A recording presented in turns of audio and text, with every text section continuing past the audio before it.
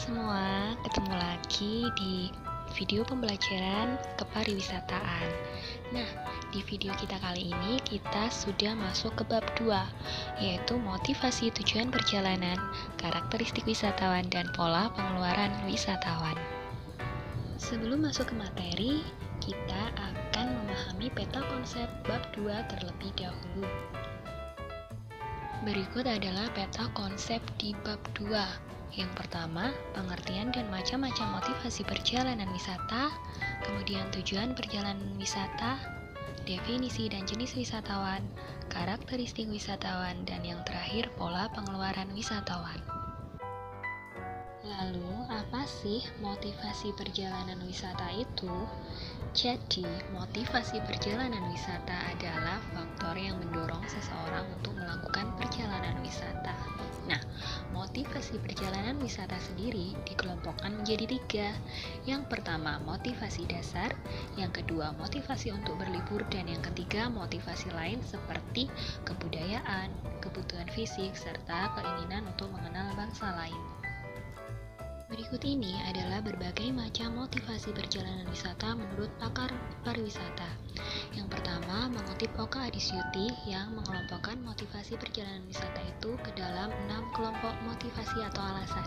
Sementara yang kedua, menurut Macintosh yang mengelompokkan alasan perjalanan wisata itu ke dalam 4 kelompok motivasi. Kemudian, apa sebenarnya tujuan orang melakukan perjalanan wisata? Nah, yang pertama dari segi sosiologis yaitu faktor yang berkaitan dengan aktivitas perjalanan, kemampuan keuangan, dan posisi individu dalam masyarakat maupun pekerjaan. Lalu yang kedua dari sisi psikologis yaitu berkaitan dengan kemampuan untuk melakukan perjalanan. Selanjutnya, tujuan perjalanan wisata secara lebih khusus dirinci sebagai berikut. Yang pertama, ingin bersantai, bersukaria, kemudian ingin melepas diri dari rutinitas, ingin memenuhi rasa ingin tahu untuk menambah wawasan, ingin berpetualang, mencari perjalanan baru, mencari suasana baru, dan menciptakan kepuasan baru. Itu merupakan tujuan perjalanan wisata secara lebih khusus atau rinci. Berikut ini tujuan perjalanan wisata menurut Gamal Swantoro yang dikutip dari bukunya Dasar-Dasar Pariwisata. Yang pertama, untuk menikmati keindahan alam di tempat jauh atau negara lain. Yang kedua, menghayati kebudayaan masyarakat negara lain. Kemudian mengembalikan kesegaran fisik, beristirahat atau menjauhkan diri dari kesibukan dalam rangka kunjungan keluarga, mempererat hubungan, mengikuti tugas, dan dalam rangka studi atau menambah pengalaman. Kemudian definisi wisatawan. Jadi wisatawan itu berasal dari bahasa Sanskerta dari kata wisata yang berarti perjalanan ditambah akhiran wan yang berarti orang. Jadi orang yang melakukan perjalanan itu disebut traveler, sementara yang melakukan perjalanan wisata disebut dengan turis.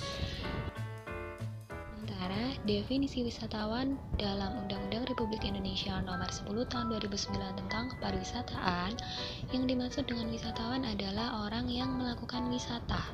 Definisi ini mencakup wisatawan domestik maupun mancanegara. Sementara rekomendasi PATA menyatakan bahwa wisatawan adalah orang yang mengadakan perjalanan dalam jangka waktu minimal 24 jam dan maksimal 3 bulan dari suatu negara yang bukan tempat tinggalnya atau dari tempat yang bukan tempat tinggalnya. Nah, jenis wisatawan dibagi menjadi 6. Ada wisatawan mancanegara, wisatawan asing domestik, wisatawan transit, wisatawan asing petugas, dan wisatawan bisnis. Berikutnya kita masuk ke karakteristik wisatawan. Jadi apa sih pentingnya kita belajar tentang karakteristik wisatawan? Itu supaya para pelaku industri pariwisata itu dapat menyediakan kebutuhan perjalanan wisatawan yang sesuai dengan jenis maupun karakteristik mereka. Nah, karakteristik wisatawan itu dipengaruhi hal-hal seperti latar belakang lingkungan. Yang pertama, faktor alam. Jadi faktor alam itu berpengaruh besar dalam membentuk sifat wisatawan. Sejarah, latar belakang sejarah daerah asal wisatawan itu juga mempengaruhi sifat bangsa tertentu. Kemudian kebudayaan itu juga menentukan proses cara berpikir, tingkah laku, maupun perkembangan cara hidup suatu masyarakat. Yang ini juga akan berpengaruh ke sifat wisatawan itu sendiri. Kemudian politik juga mempengaruhi karakteristik wisatawan. Dan yang berikutnya adalah ekonomi serta sosial. Itu juga berpengaruh terhadap pola kehidupan seorang wisatawan. Selanjutnya, dipengaruhi oleh latar belakang pribadi antara lain jenis kelamin, tingkat umur, pendidikan, dan profesi itu sangat mempengaruhi karakteristik wisatawan. Jadi, keperluan mereka juga berbeda berdasarkan latar belakang pribadinya ini. Lalu, bagaimana karakteristik wisatawan mancanegara itu? Apakah sama dengan karakteristik wisatawan domestik? Tentunya berbeda, karena untuk wisatawan mancanegara, karakteristiknya ini dipengaruhi oleh kebangsaan mereka, umur, jenis kelamin, status, kelompok sosial dan ekonomi. Dari kebangsaannya saja sudah sangat mempengaruhi kebudayaannya, cara berpikirnya, cara tingkah lakunya, seperti itu. Nah, sementara kalau karakteristik wisatawan domestik itu kebanyakan mereka melakukan perjalanan sendiri tanpa melakukannya di dalam bentuk organisasi, biasanya hanya dalam bentuk keluarga. Kemudian seringnya tidak memerlukan biro perjalanan. Nah, dan cenderung tidak disiplin dan tidak membutuhkan penanganan khusus.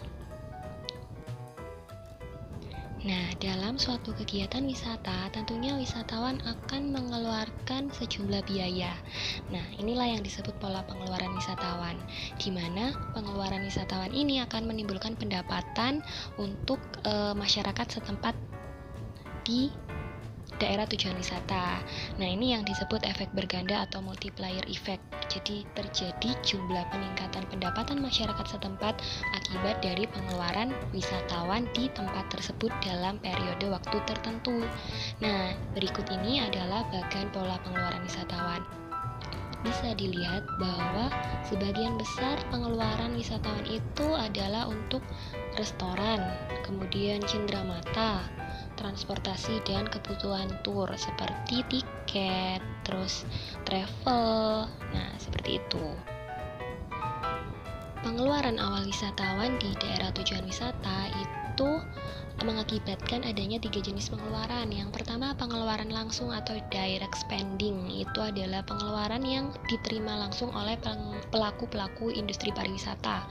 Sementara pengeluaran tidak langsung atau indirect spending adalah pengeluaran yang diberikan terhadap industri-industri lain yang menunjang kegiatan pariwisata. Dan yang ketiga adalah pengeluaran ikut-ikutan atau industri spending. Nah, untuk pengeluaran yang ketiga ini adalah pengeluaran industri pariwisata yang merangsang peningkatan pendapatan industri lain yang tidak secara nyata berkaitan dengan kegiatan pariwisata. Kemudian ada 5 jenis pengeluaran wisatawan yang umum.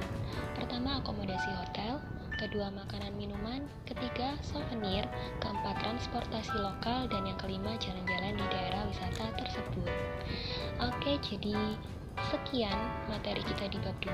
Semoga video pembelajaran ini bisa memperjelas materi teks kalian ya. Sampai ketemu di materi berikutnya. Semangat dan stay home.